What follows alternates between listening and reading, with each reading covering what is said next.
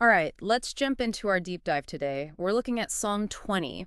Hmm, And this one, it feels less like a general poem, doesn't it? More like a really focused prayer. definitely. A petition maybe being made right before a big challenge or maybe, during a time of distress. Yeah, perhaps for a leader, like a king even. You get that sense right away. You really do. The weight of the situation comes through from the very first lines.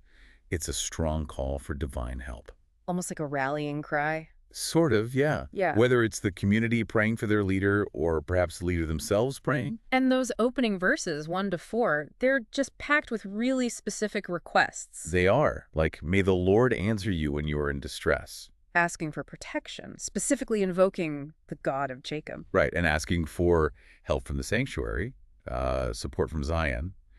It's grounding the request in sacred places, sacred history. It's quite comprehensive too, isn't it? It is. It goes beyond just protection. It asks that their sacrifices, their efforts are remembered and, accepted by God. And it connects that spiritual standing to the outcome they want. Exactly. May He give you the desire of your heart and make all your plans succeed. It's basically saying, let our faithfulness lead to success. But then there's this shift around verse 5. The whole tone seems to change. Yeah, it does. It becomes much more anticipatory, confident even. Right.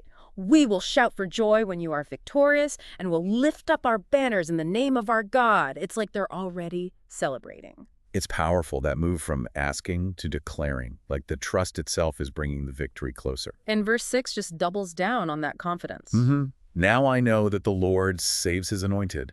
He answers him from His holy heaven. With the saving power of His right hand, there's such certainty there. The help isn't just hoped for, it feels assured. And it's not just any help, it's powerful heavenly intervention. Okay, so this brings us to what feels like the absolute heart of the psalm of verses 7 and 8. This is like the core message. Absolutely. It sets up this incredibly stark contrast. Some trust in chariots and some in horses. But we trust in the name of the Lord our God. You have to think about what chariots and horses meant back then. Right, that was cutting-edge military tech, the symbol of human power, wealth, strategy. Exactly. Relying on them meant trusting what you could build, what you could control, your own might. And the psalm puts that right next to trusting in the name of the Lord. Which is about relying on something completely different. God's character, God's faithfulness, God's power. It's a fundamental choice about where you place your confidence. And the results couldn't be clearer in the text. Those trusting the chariots and horses. What happens? They are brought to their knees and fall. They collapse. Their foundation wasn't strong enough. But the contrast is just striking. It really is. Because for those who trust in the divine name, But we rise up and stand firm. yes, they don't just scrape by, they stand tall.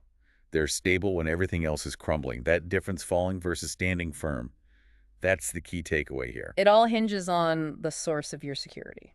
Precisely. And then the psalm kind of circles back in the last verse, verse 9. It brings that core principle back into a final plea.